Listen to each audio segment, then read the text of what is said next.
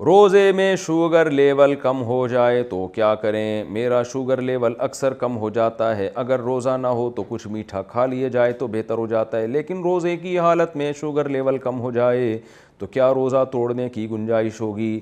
آپ اگر sugar patient ہیں اور شوگر لیول کم ہو رہا ہے اور اس سے آپ کو بیمار ہونے کا خطرہ ہو گیا تو پھر تو روزہ توڑ دیں آپ، ادروائز وہ میرا خیال ہے روزے میں ہر آدمی کا شوگر لیول کم ہوتا ہے، ایک تو لیول کم ہوتا ہے بیماری والا، وہ اس سے نقصان ہوتا ہے، ایک نارملی ہر آدمی تھوڑا سا ڈاؤن ہونا شروع ہو جاتا ہے، اس کی بیس پہ تو روزہ توڑنا حرام ہے، 60 روزوں کا کفارہ ہے۔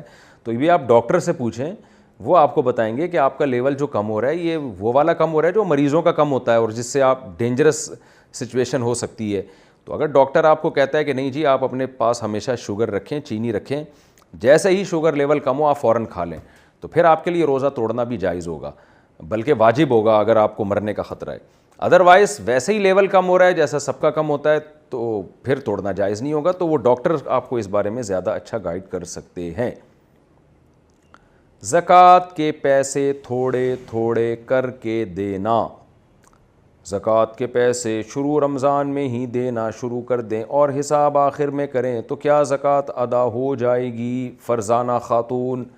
جی ہاں بالکل ہو جائے گی، بلکہ آپ فس محرم سے ہی شروع کر دیں۔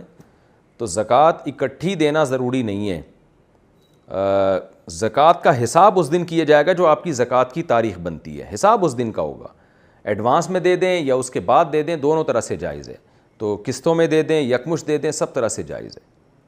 تو اس لیے آپ نے اگر رمضان کے شروع میں تھوڑی تھوڑی زکوٰۃ دینا شروع کر دی تھی اور حساب آپ بعد میں کریں تو اس میں کوئی حرج نہیں ہے۔